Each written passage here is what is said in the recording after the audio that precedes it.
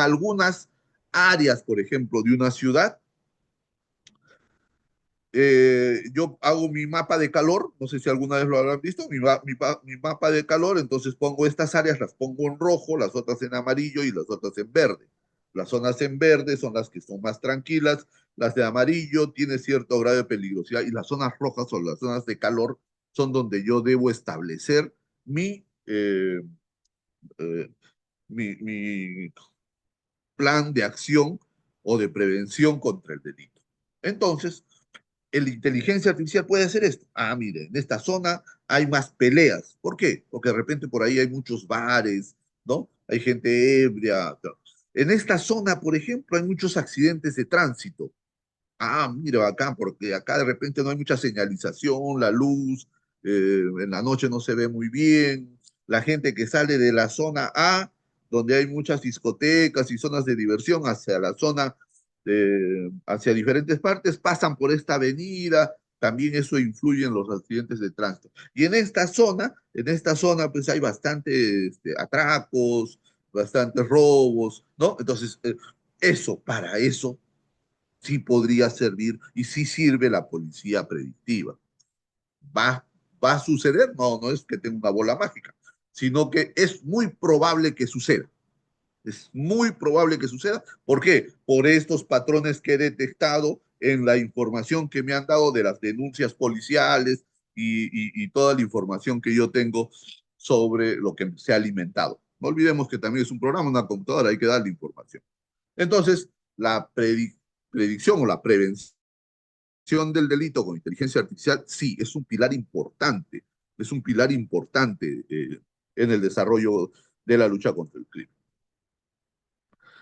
Ahora vamos un poco como ya el segundo punto de cómo fortalece la inteligencia artificial el derecho de defensa.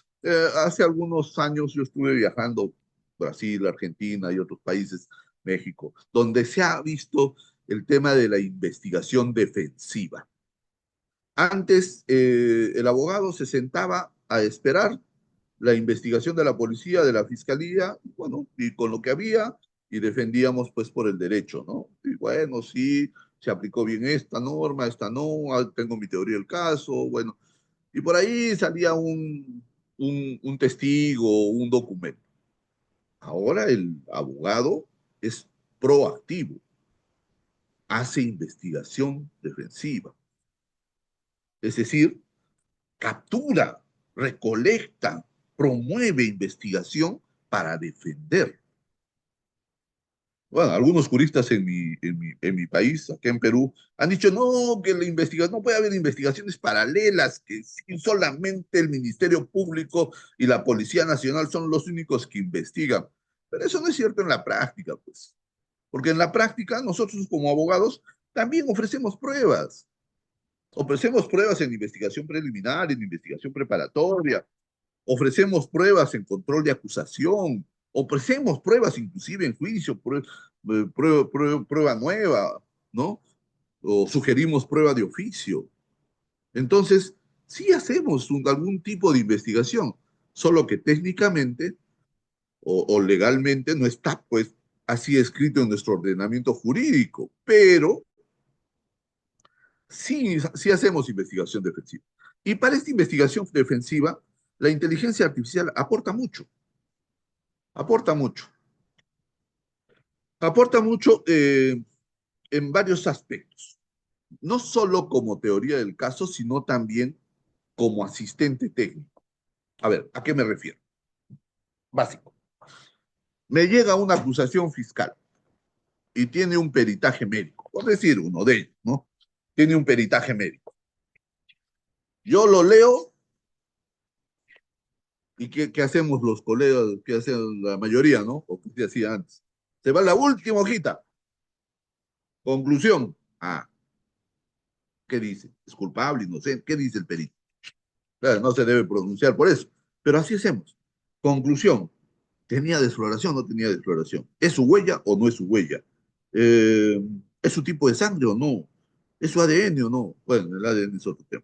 Pero bueno, pero nos hemos dado el trabajo de leer el peritaje, peritaje está hecho por un científico, por un perito, que tiene la obligación de sustentar científicamente sus conclusiones, de utilizar el método científico para plantear el problema que va a resolver, de utilizar los instrumentos, métodos que va a hacerlo llegar a esas conclusiones y de sustentar también por qué ha llegado a esas conclusiones y cuál es la conclusión que está ofreciendo al foro.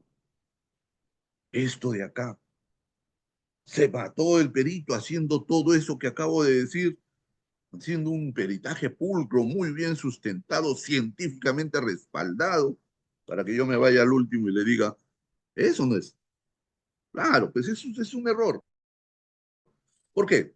Porque después, cuando llegue el perito a juicio, ¿cómo lo interrogo? ¿Cómo hago el interrogatorio, el contrainterrogatorio? Si ni siquiera he entendido qué ha hecho. No sé qué instrumentos utilizó, qué método científico. Ah, entonces, ¿qué tengo que hacer? Voy a leer todo el peritaje, todo el peritaje. Pero doctor, ya lo leí y no entiendo nada. Ah, sí, también me ha pasado, también me ha pasado. Entonces, ¿qué hacemos? Abrimos pues, ChatGPT o cualquier otra inteligencia artificial que me pueda ayudar. Y ahorita vamos a ver cómo se hacen los prompts, ¿no? Todavía tenemos un buen rato. ¿Cómo se hacen los prompts para yo poder preguntarle? Entonces, ese asistente técnico que antes yo a quién contrataba, contrataba un perito, un especialista, si era balística, oye, a ver, por ejemplo, traigan al perito balístico que nos explique qué pasó acá. El de patrones de mancha de sangre, hoy traigan al perito eso, o al médico legista, o al médico legista, al médico particular que trabaja con el estudio, tráiganlo para que nos explique qué fue acá, qué dice acá, por qué dice esto. Y en definitiva, que nos diga pues, si lo hizo bien o no el otro perito. Ah, ese es el asistente técnico. El asistente técnico es ese que está ahí al lado de nosotros explicándonos. Pero ¿qué ha pasado? Ya les han dejado sin chamba, pues porque que entramos a la inteligencia artificial y le digo, chat GPT, quiero que me respondas como un perito médico forense, especialista en crímenes sexuales. Ya. A ver, aunque ChatGPT tiene una cierta restricción con respecto al tema del lenguaje en delitos sexuales. Vamos a ponerle balística. El tema de balística. Ya, y quiero que me expliques eso, o toxicología. Quiero que me expliques esto. ¿Qué quiso decir al decir esto? ¿Qué quiso decir al decir el otro? Mira, utilizó estos instrumentos, está bien, el método científico utilizado es correcto, y así. Y me voy informando, me voy informando. Y luego, lógicamente, ¿qué le voy a decir? A ver si coincide, está bien o no está bien, y ya que lo entendí, a ver, elabórame unas preguntas pues para mi perito. ¿Qué debo preguntar? Entonces, me saca una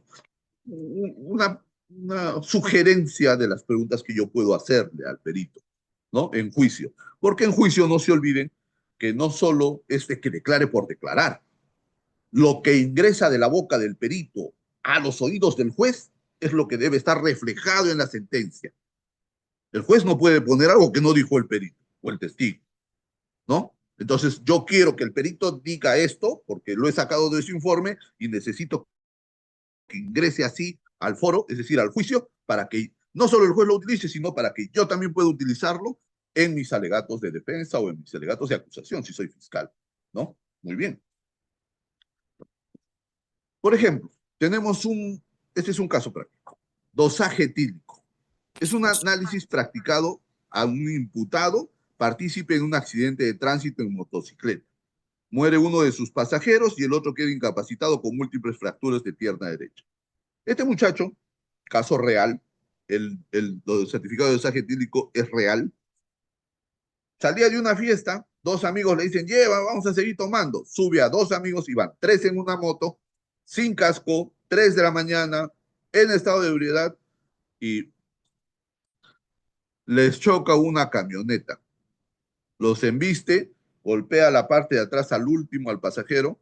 Ellos no chocan, le chocan a ellos. El que estaba atrás muere porque se da contra la vereda y se parte la cabeza. El que estaba en medio termina con las piernas rotas y el que iba manejando termina con un dedo fracturado, parte de la cabeza rota, pero lesiones no muy graves. ¿De qué lo acusan? Homicidio, homicidio imprudencial, homicidio por el que iba atrás y lesiones graves por el que iba en medio, del homicidio culposo. ¿Cuánto le piden? 8 años. ¿Cuánto tenía? Acá en el Perú, hasta 0,50 GL, gramos por litro de alcohol en la sangre, no es delito. Pudo haber sido un accidente de tránsito. Pero él tenía 0,52, o sea, 2 milésimas más. Muy bien. Entonces me llega este peritaje de dosaje etílico. ¿Y qué hago? Lo primero que se le pregunta, siempre a la inteligencia artificial. Por eso justamente mandé el libro, ahí en el libro está más detalladito, ustedes practíquenlo, métanse a ChatGPT, planteenle un caso, ahí tienen una guía en ese libro de cómo pueden ir desarrollando un casito, ¿ya? Ahorita vamos a ver otros más. En el dosaje etílico, ¿qué le digo? Primero se le dice qué quiere hacer. Quiero que me contestes como un perito químico de Perú, experto en dosaje etílico en seres humanos. O sea, es que lo que pasa es que hemos visto que tenía una gran cantidad de información, ¿no? Entonces, para que filtre la información y ver cómo me va a contestar, entonces le digo cómo debe comportarse, qué rol debe cumplir la inteligencia artificial. Ya, que en este caso es un perito químico de Perú, para que me sepa cuáles son los márgenes en Perú, que pueden variar en Argentina, en Guatemala, en México, en otros sitios. Después, ¿qué le digo? Le pregunto, ¿qué método se utiliza para medir la concentración de alcohol etílico en la muestra de sangre? Métodos. ¿Qué métodos? Muy bien. Me saco una serie de métodos, ahí me va a decir, ay, estos métodos, me va a dar una pequeña explicación de cada uno, y yo voy a ver si el método que utilizó el perito está dentro de esos métodos. Cuando yo lo hice, no estaba. Entonces le digo, ¿qué opinas del método Schiffer, modificado a fotocolorimetría, adaptado a la técnica de microdifusión de Conway? ¿No? Bueno, eso es solo con reactivo.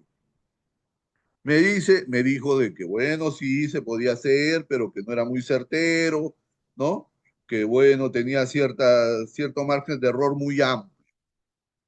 Ah, eso me llamó la atención. ¿Se acuerda cuánto tenía mi cliente? 0,52.